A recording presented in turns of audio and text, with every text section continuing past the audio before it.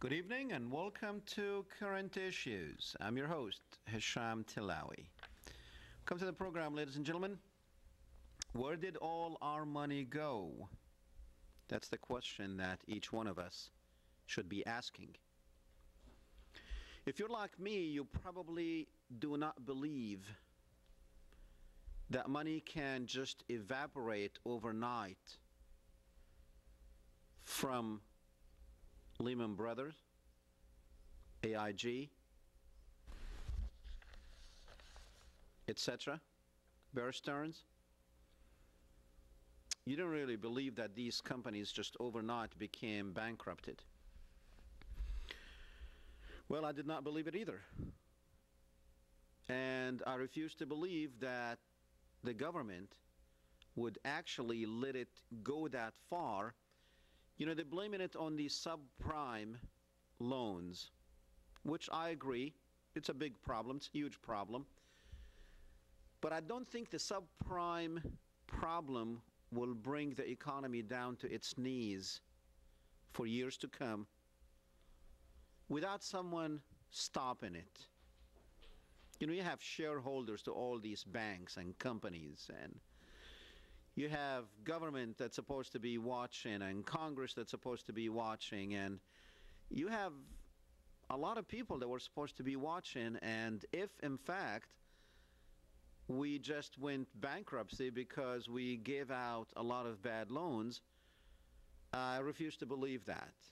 Now, I know it's a factor, it's a big factor in there, but it probably became a factor because overnight there was no money to loan. Where did all that money go?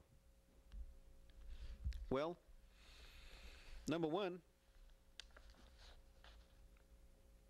last week Congress was forced to vote on a bailout bill that did not pass just a week before.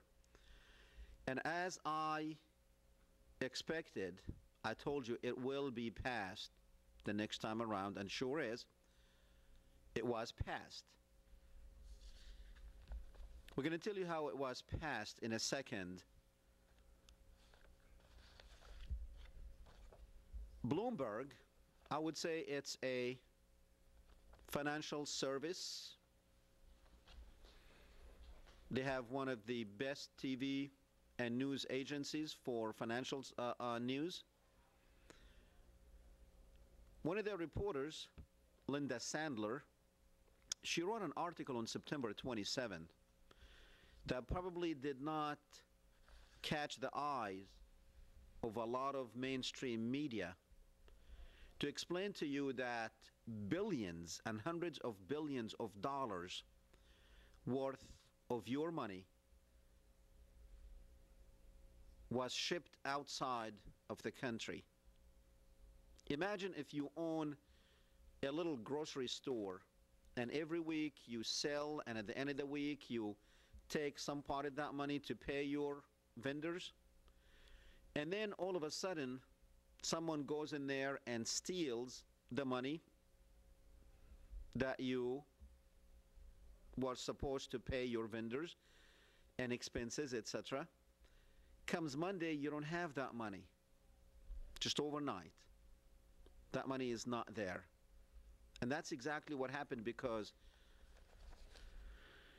on September 15th, ladies and gentlemen, well, let's go back to September 10. September 10, Lehamn Brothers, they had assets that stood at $600 billion. Now we're going to talk about Lehamn Brothers, but all other banks went through the same kind of dilemma or problem.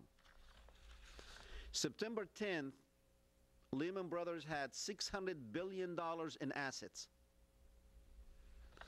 When they filed for bankruptcy on September 15, they listed their assets as $639 billion when they filed for bankruptcy on September 15th. By September 19th, the bank had less than $100 billion. 4 days later, over $400 billion left the bank. It left the country. Most of these failed institutions had the same problem. Now it is clear to you, how could, and I'm sure you asked yourself, how could a bank fall overnight?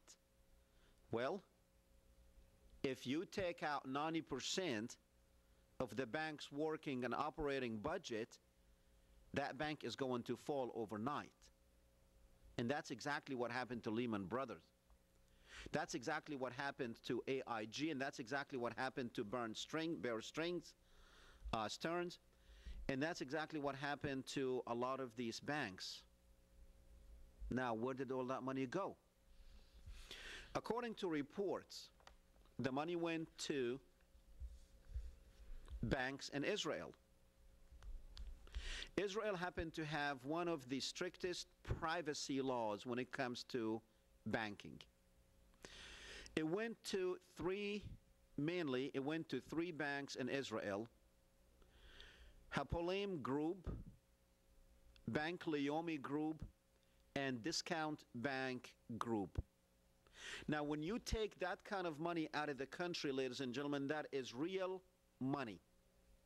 When you take that money out and ship it outside of the country, it's exactly what happens to you if you own that little grocery store and come the end of the week, or the money that you had, your revenues for that week is gone. Therefore, you have no money to pay your vendors. You have no money to pay yourself. You have no money to pay the rent. You have no money to do anything except whatever you have left in the store.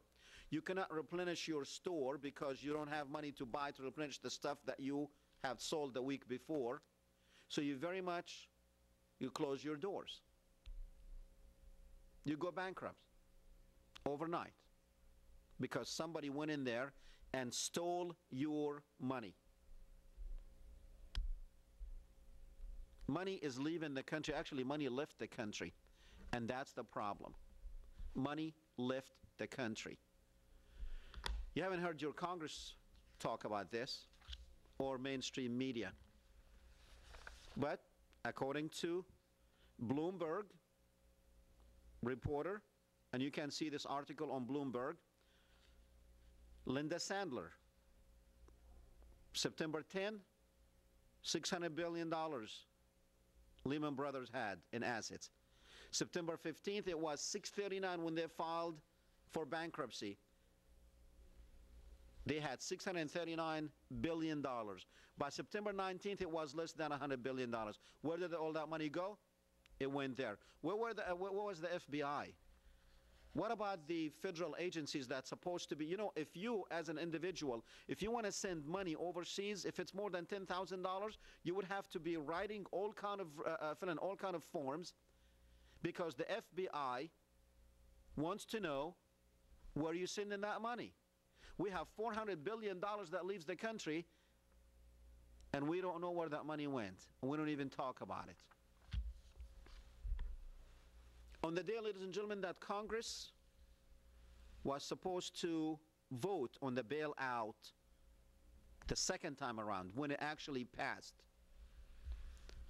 we're going to show you a little clip. It's about 47 seconds clip with Congressman Brad Sherman of California.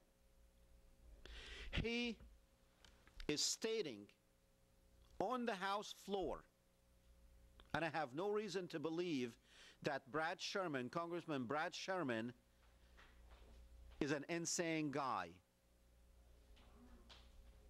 He's not